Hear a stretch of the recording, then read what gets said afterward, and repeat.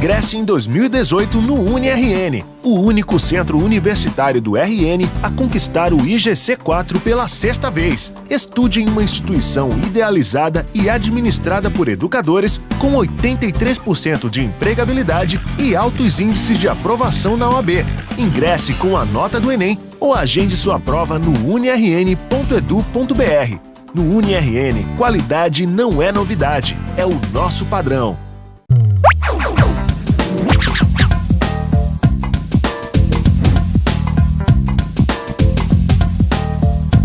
Olá, pessoal! Vamos agora resolver uma questão que vai tratar de pH, de substâncias ácidas ou básicas. Vamos ao enunciado, então? Os indicadores ácido-base são substâncias úteis para se obter informações sobre o pH de soluções. Alguns, como o extrato de repolho roxo, podem ser preparados facilmente por qualquer pessoa na cozinha. Outros, como o tornassol, a fenolftaleína e o alaranjado de metila, são mais usados em laboratórios. Eles apresentam uma cor em pH ácido, outra cor em pH básico e tonalidades intermediárias em uma faixa limitada de pH, faixa de mudança de cor, conforme observado na tabela. E aí a gente tem o indicador tornassol, que em meio ácido é vermelho, pH em que a mudança de cor é de 5 a 8, e o meio básico ele fica azul. Temos o alaranjado de metila, que em ácido também fica vermelho, mas o pH em que vai haver a mudança de cor é de 3 a 4,5, e em meio básico fica amarelo. A fenolftaleína, em meio ácido e incolor, pH em que há mudança de cor de 8 a 10, e a cor em meio básico, que será rosa. De acordo com as informações, é correto afirmar. Item A. Uma solução que fica incolor com fenolftaleína poderia ter POH3. Bom, quando a gente fala aqui POH3, a gente tem que respeitar aquela regra que diz que pH mais POH dá igual a 14. Se eu estou dizendo aqui que o POH é 3, logo o pH tem que ser 11. pH 11 é um pH básico. Se é básico, a fenolftaleína não fica incolor, e sim fica com o tom avermelhado. Portanto, já invalida aqui a opção A. Na opção B diz, água com sal de cozinha fica rosa com fenolftaleína, mas amarela com alaranjado de metila. Bom, para ela ficar rosa, teria que ficar ácido. Considera-se que o sal de cozinha ele seja neutro, né? Então não vai adquirir essa coloração aí rosa com a fenolftaleína. E mesmo assim, olhando lá na tabela, a gente já sabe que rosa na fenolftaleína seria ácido e amarelo na alaranjado de metila também seria ácido, que não é característica do sal. No item C, uma solução que é tingida de azul pelo tornassol seria tingida de amarelo pelo alaranjado de metila. Como nós vimos, azul seria o meio ácido do papel de tornassol, ok? Mesmo meio para que fique amarelo com alaranjado de metila. Essa opção já é uma opção válida, né? O item D de dado fala que colocando gotas de amoníaco em água com fenolftaleína, é possível que a cor mude de rosa para incolor. O amoníaco é uma substância básica, né? A gente lembra que é o hidróxido de amoníaco. E não iria mudar de rosa para incolor, pelo contrário, de incolor para rosa. E no item E diz que um suco de fruta com concentração igual de H+, igual a 0,0005 mol por litro, fica incolor com fenolftaleína, mas amarelo com alaranjado de metila. E aí a gente vai saber que isso aqui dá 5 vezes 10 elevado a menos 4, ok? E aí, se dá 5 vezes elevado a menos 4, pela regra do pH, eu vou utilizar o menos logaritmo disso aí, certo? E na hora de eu calcular o pH, eu vou ter 4 menos o log de 5, que vai ser um valor menor que 7. Como vai ser o valor menor que 7, então a gente vai ter um pH ácido aí. Logo, isso já invalida o nosso item. Então, a opção correta, gente, a ser marcada é a opção C de casa. A questão trata da estrutura do DNA. Bem, os ácidos nucleicos são constituídos por uma polimerização de nucleotídeos.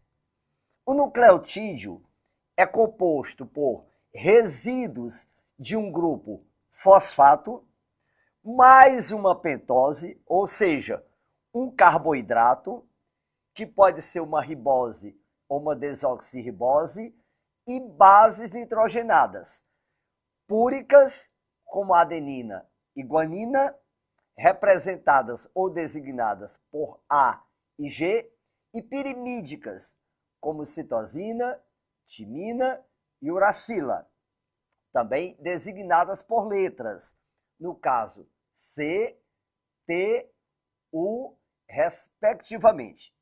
Lembrando que o pareamento, de acordo com o modelo clássico do DNA em dupla hélice, designado ou modelado por Watson e Crick, trata daquela dupla hélice em que a guanina forma par com uma citosina e a adenina forma par com uma timina.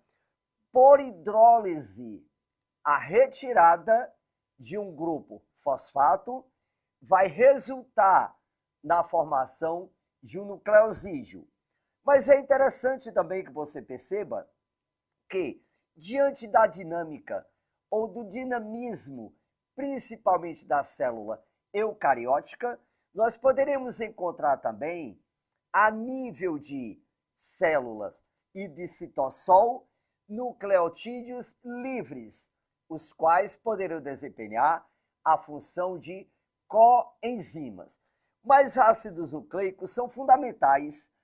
Por quê? Porque desenvolvem papéis celulares como controle do metabolismo celular.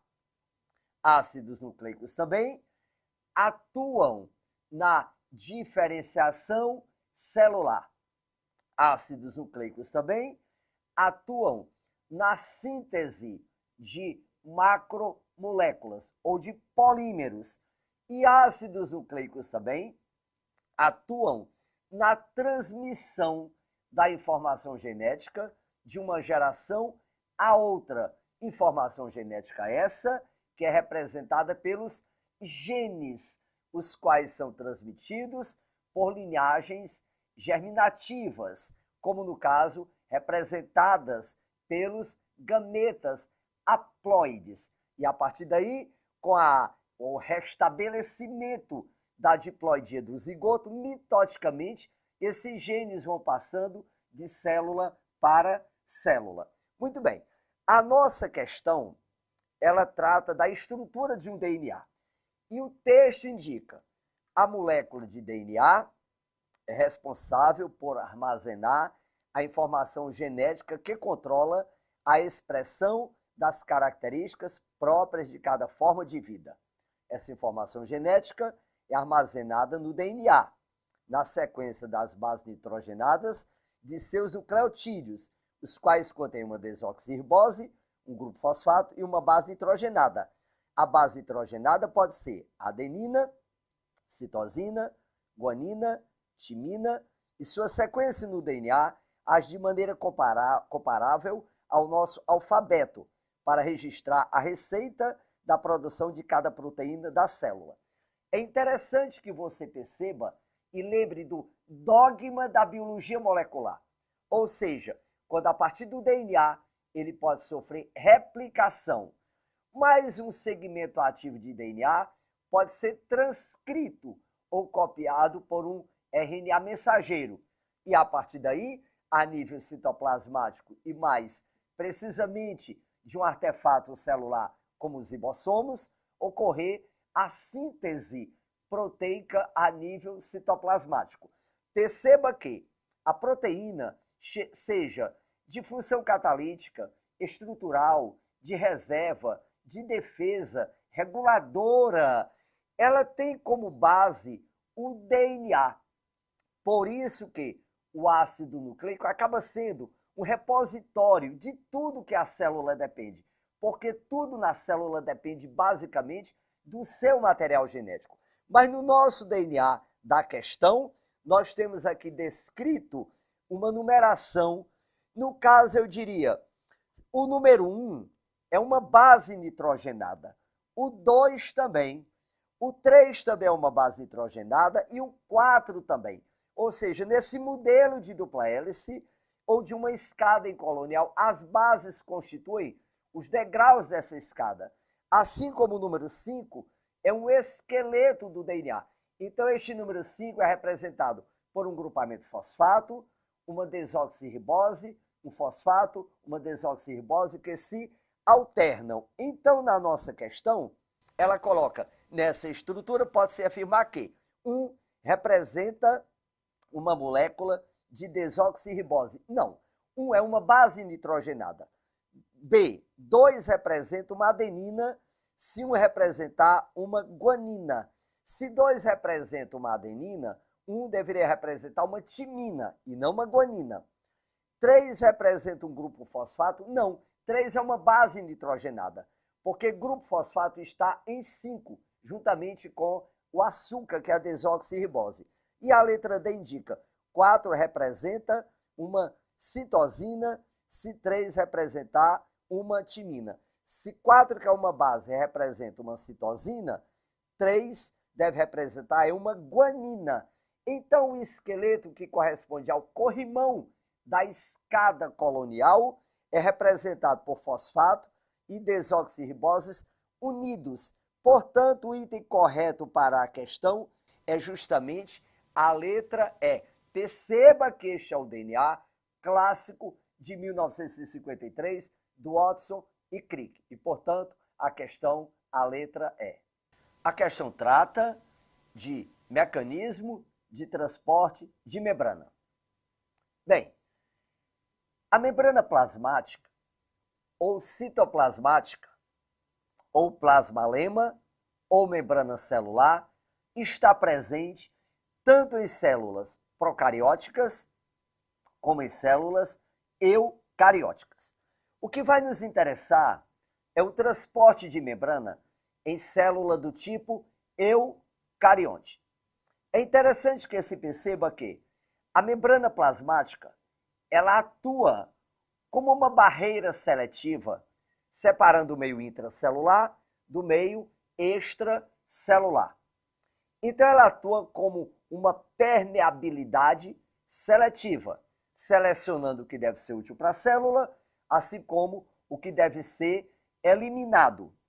É interessante também que se perceba que ela vai trabalhar justamente na revelação e na identidade celular, porque ela vai revelar ou ela vai designar a composição química própria de cada célula, dependendo de sua função em cada tipo de tecido.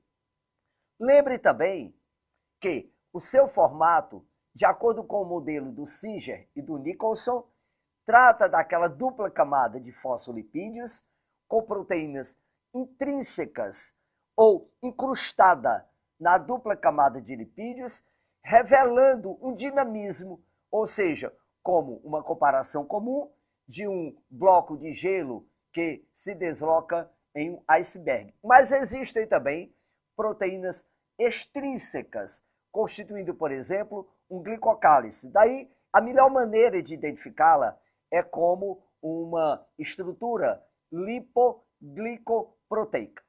Mas nos mecanismos de transporte passivo, não há transformação de energia.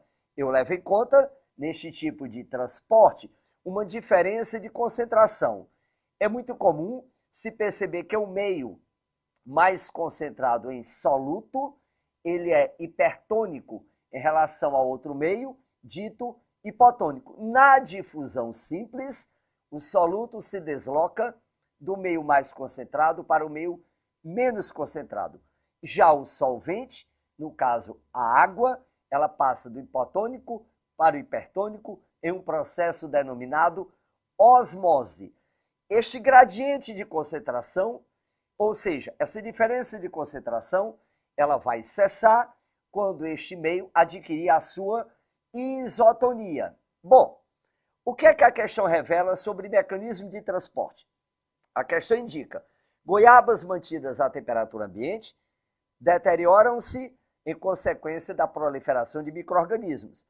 O mesmo não acontece com a goiabada, que contém grande quantidade de açúcar produzida com essas frutas. bactérias e fungos não conseguem proliferar porque o alto teor de açúcar age. Bem, na goiabada, como o teor de açúcar no meio extracelular em relação ao citoplasma bacteriano e da célula fúngica, ele é hipertônico. Então faz com que as células percam água e se desidratem.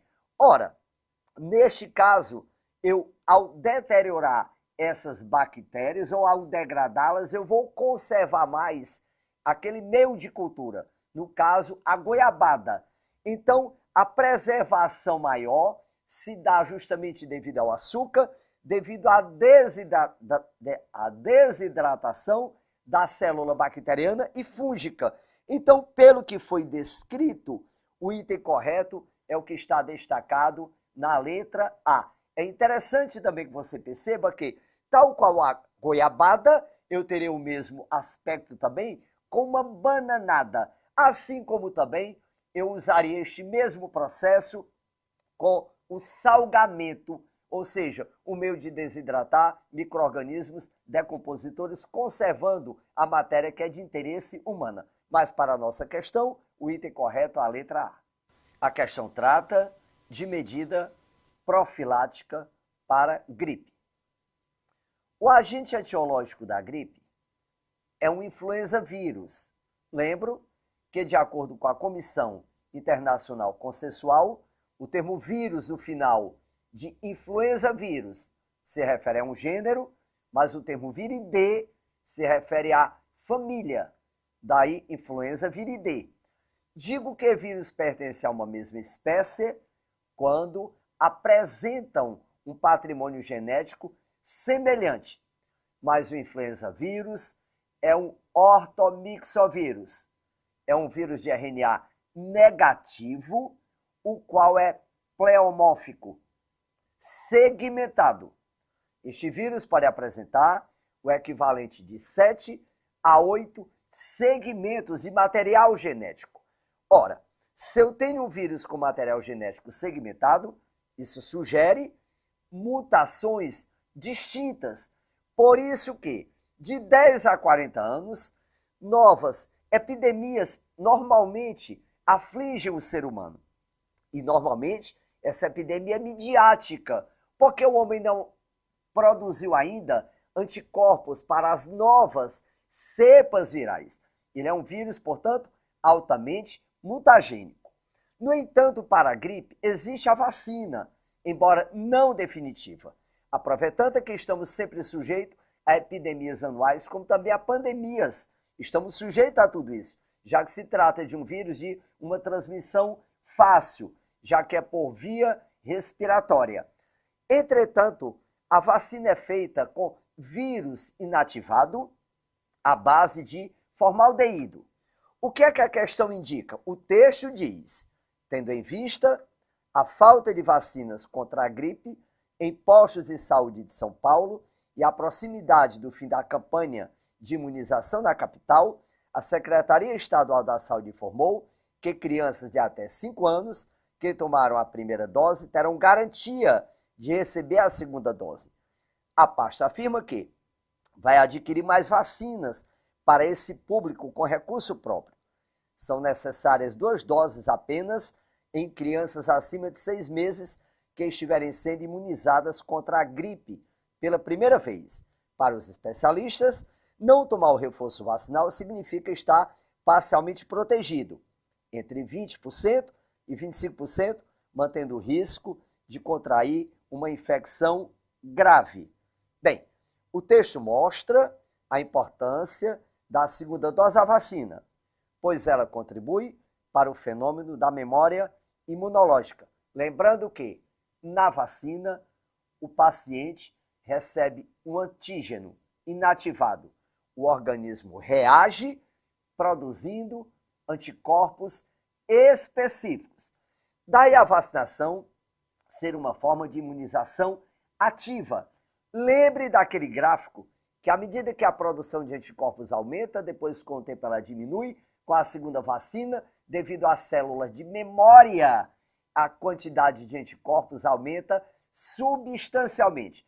Daí a necessidade da segunda dose vacinal. Então, pelo exposto, a vacina leva a um aumento da produção de anticorpos, o que indica que o item correto para a questão é a letra A. Lembro também que no caso do soro é o contrário. O indivíduo receberia em outras ocasiões o anticorpo já pronto, caracterizando uma imunização passiva. Mas a vacina é uma forma ativa porque o próprio indivíduo produz seus anticorpos específicos. E, portanto, o item correto, a letra A.